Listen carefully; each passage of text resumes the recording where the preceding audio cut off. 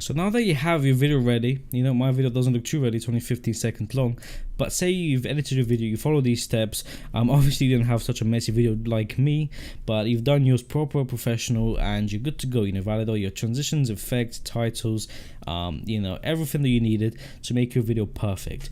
So what you have to do to export is actually two things. One is, if you're first time user of this program, you want to make yourself a new exporting preset, which is really important. Now before you do that, then you want to render, but I'll show you how to do that in a another tutorial. I know that's not in order for some reason, but I'll show you how to do that.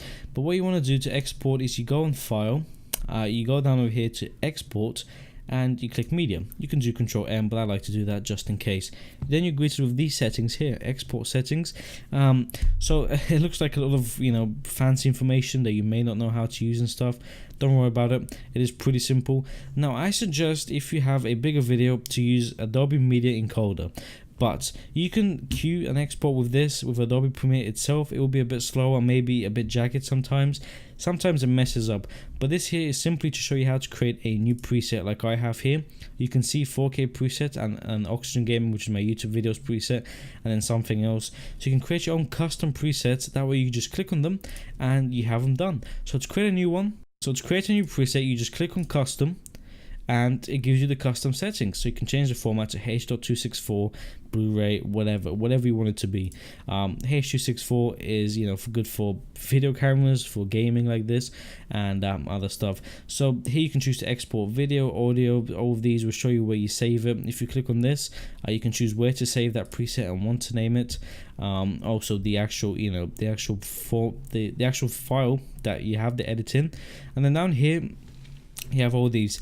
So what these are, you can click match source. So in this case 1920 by 1080 at 60 FPS is my source. If you want to change that to 4K, you know, so if you have a 1080p and you want to export to 4K or vice versa, you can do that there. You can change all of these. You can do whatever size you want. The FPS you can change. Now I suggest having for you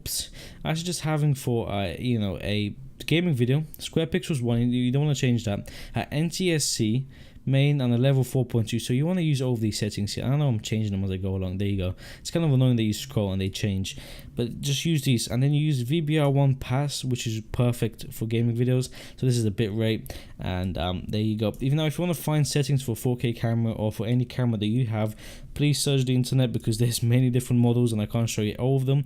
So you search the internet and, you know, you will find a, you know, the perfect settings that you need. But I'm just showing you how you would do it if you were to find them. If the video is VR, you can obviously export in VR as well.